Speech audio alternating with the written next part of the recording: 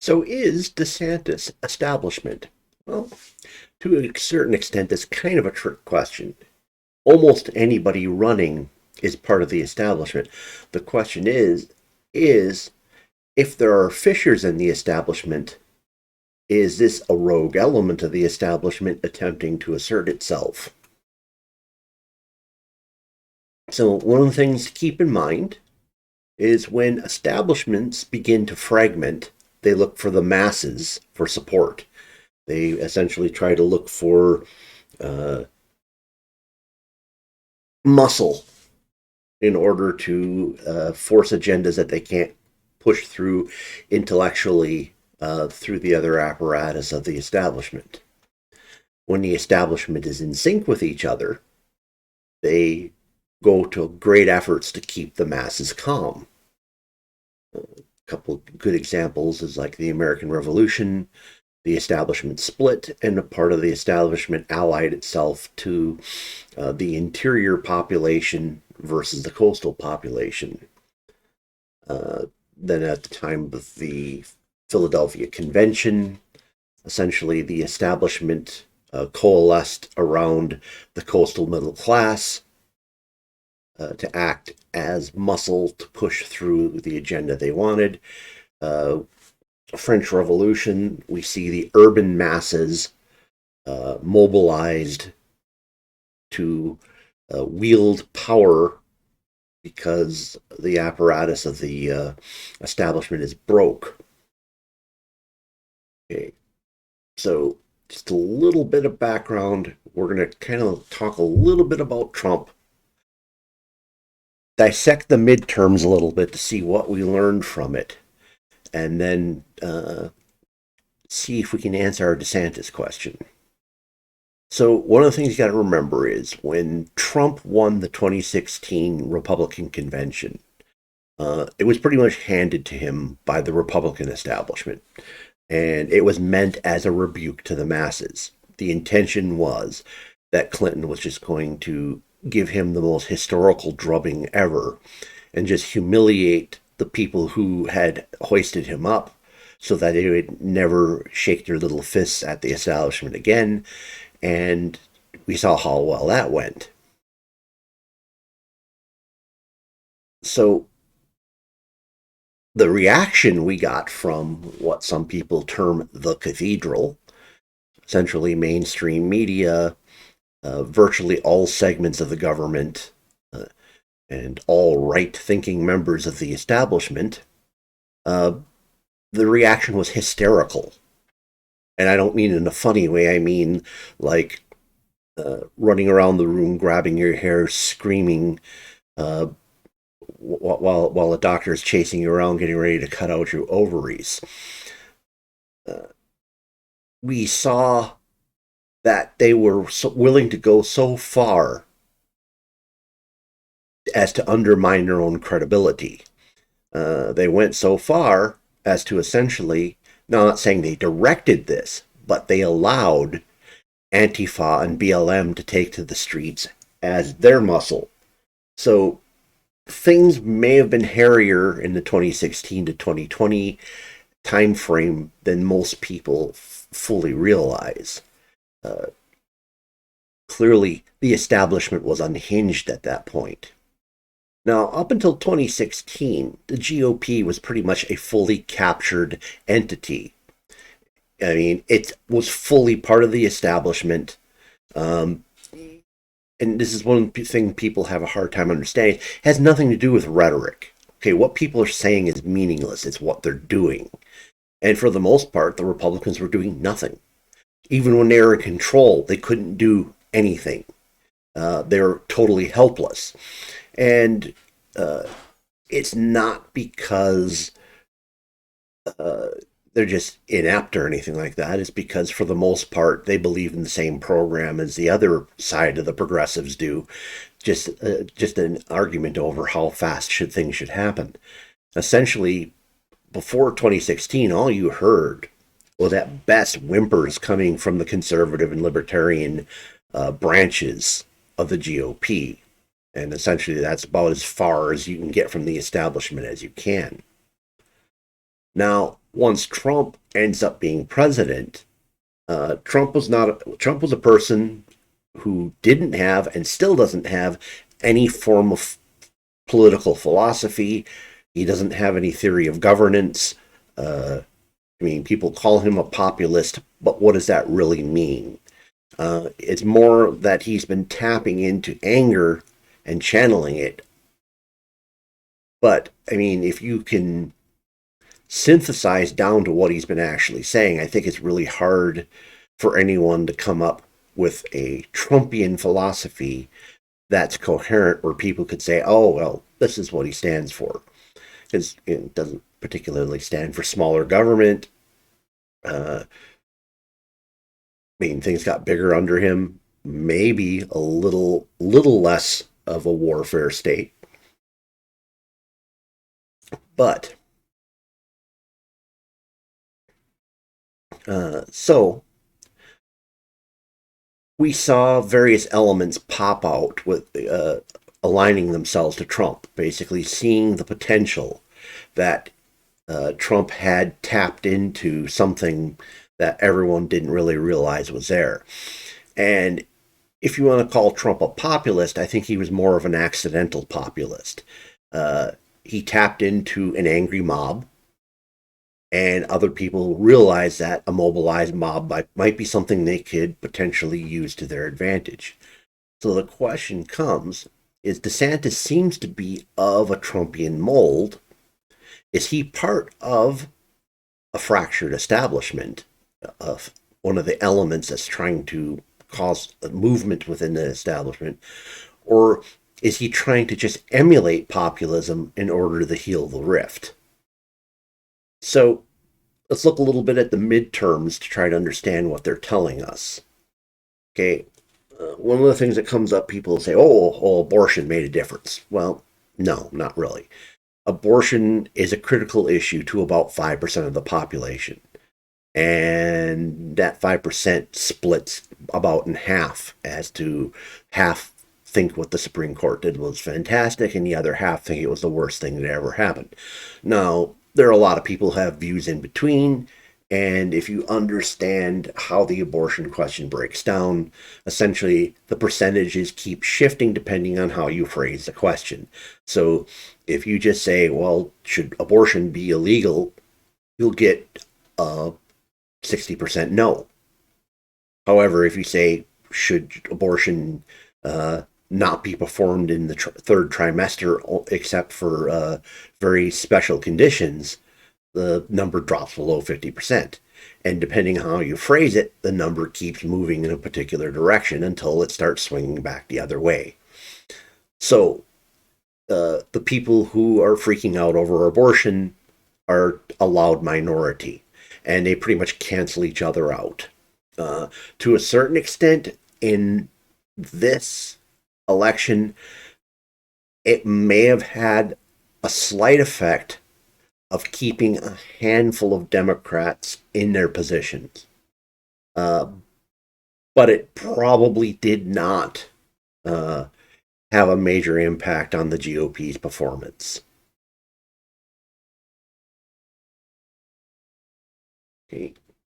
So a major element that was played throughout the election that everyone was telling people was worthless is probably fairly interesting. Essentially, the January 6th riots. This actually worked a lot better than most people realize. This had a large effect on the swing vote. Swing voters, although, okay, typically swing voters aren't as informed as other voters because they don't live politics. They realize they should show up and vote. Their general foray into understanding what's going on is to listen to the news maybe once a day.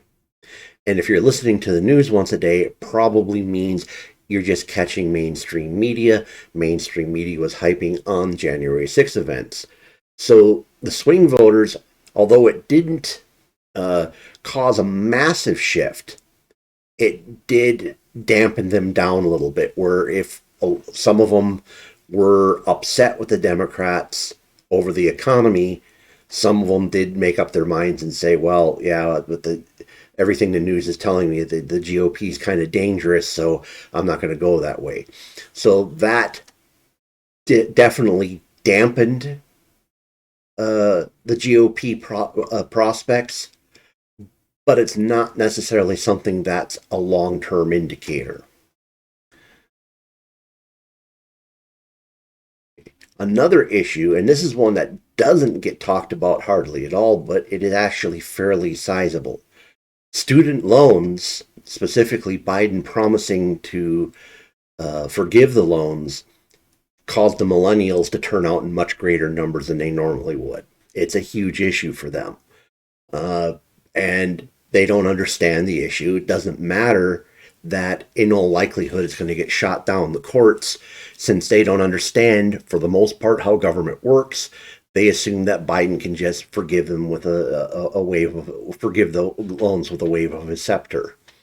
So this is only going to have a short-term impact. It impacted these midterms, but it isn't likely to have much traction in the future unless somebody goes all populist and tries to one-up Biden, which is a potentially dangerous Pandora's box he may have opened here, because he may be getting other Democrats out there trying to promise much bigger things than the financial community is going to be willing to put up with.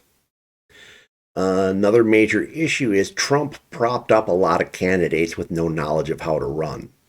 So a lot of these people were either Trump's buddies, people who have helped him out in the past, friends of his, but for the most part, all of them were political novices.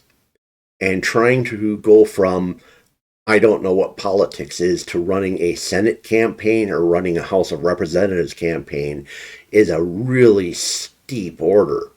And since a lot of these guys were fighting against the establishment going into the primaries, a lot of them came out of the primaries with very little in terms of an educated staff that knew how to do things. Now, little by little, various GOP functionaries started jumping on board saying, well, this is the candidate we got, we can't just blow them off. But what it did was it caused a lot of these races to not be able to get their ground game together until very late in the campaign. But the odd thing is, well, it probably more telling is a lot of these candidates did a lot better than they should have, in terms of just how poorly they ran their campaigns.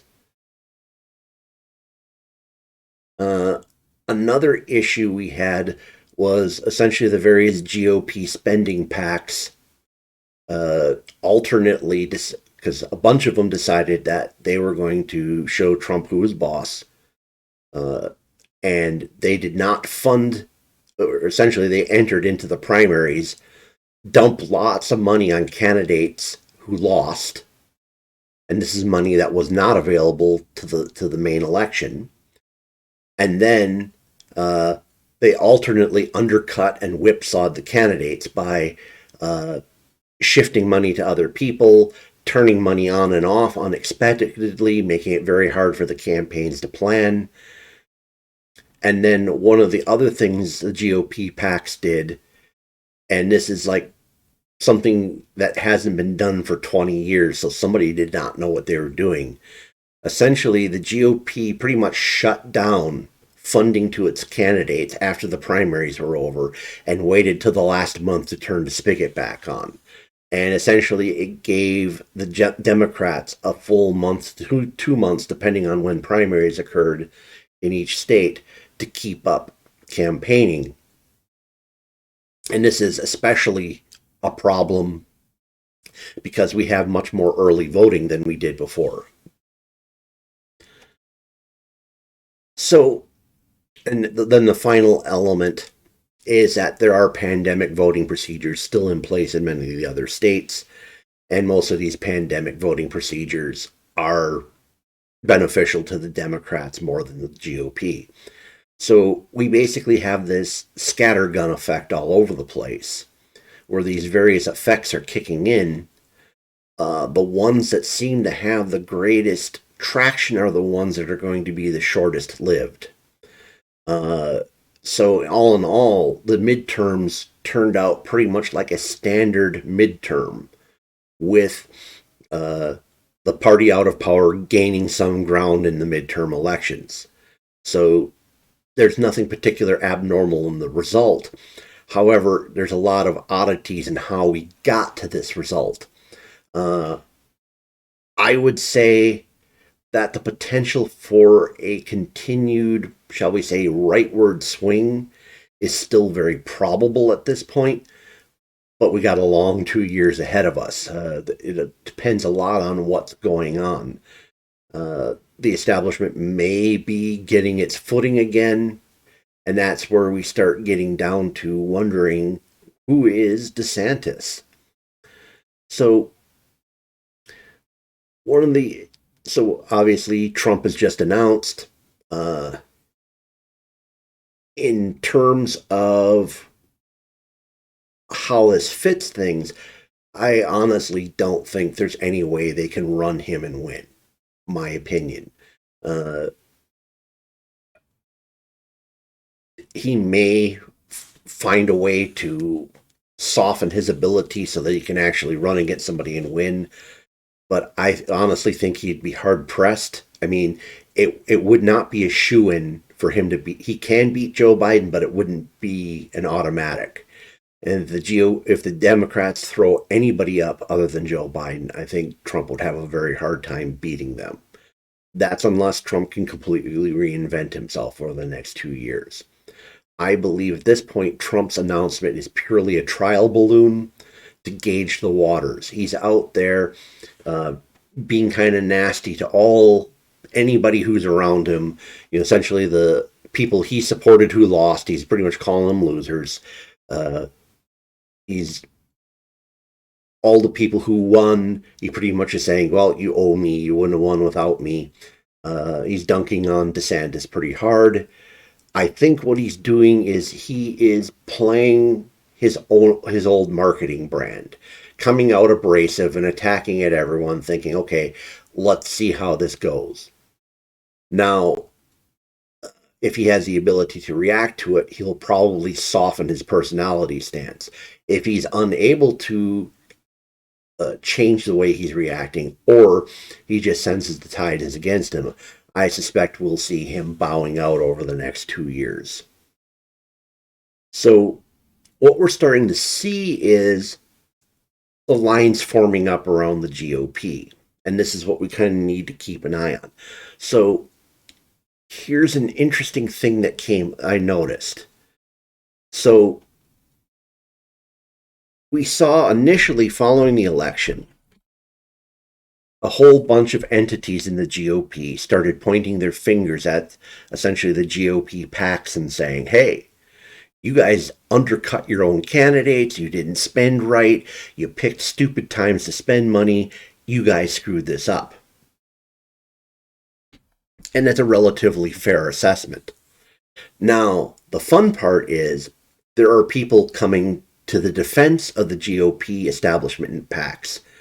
And their way of defending is saying, well, look, Trump barely spent any money on this. Look at how much money the GOP PACs spent versus what Trump spent. And so this is kind of a red herring. So one of the things to understand about these critiques, comparing Trump spending on campaigns versus comparing the rest of the GOPs. First, yeah, Trump spent less than these other PACs for sure. Not sure if he had that much money available to spend in the first place. But you have to go back and look at him being a former president. Okay, so how much did former President Obama spend on Democratic candidates? Well, nothing. He just basically showed up and did rallies for the ones he thought he could help out. How much did either former President Bush contribute to other candidates? Nothing. They didn't even bother to rally.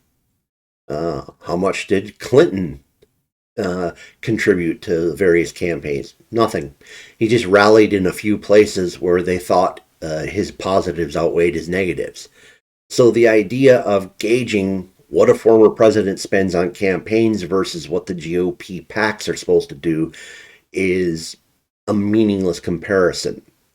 The GOP PACs, that's their only job, is to get their candidates into office. So if they're misspending their money, it's a ding on them. Former presidents have no play at all in the system. If they choose to play, that's an abnormal situation, not what's expected. So if you see people who are doing the comparisons, those are people who are starting to align with the GOP establishment. Now, the question you want to see is aligning with the GOP establishment one and the same as aligning with DeSantis? If you see all the same players who are basically making the Trump versus GOP PAC spending comparison, also saying, yeah, DeSantis is the only one who can possibly run, that leans towards saying DeSantis isn't quite the firebrand populace he's playing out to be, and it's more of a persona than an actual belief system. But it's going to be a long 2 years. We're going to have a long time to see who's who as this plays out. But this is an opening game where people aren't fully thinking. This part of the game, people aren't fully thinking through at this point. So they're going to kind of show who they are before they realize that they've stepped out a little bit too far and figure out that they have to come up with a little better of a smoke screen. So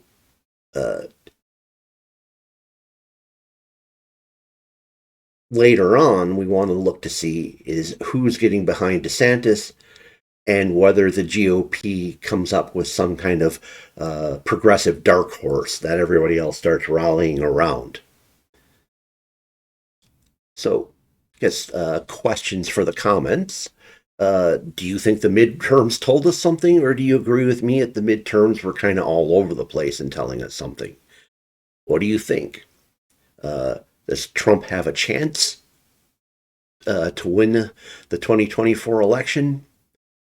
Is DeSantis the real thing? Is he who he's portraying himself to be, or is it a winning persona? Again, comment below. I'll probably respond to you. Please smash the like button.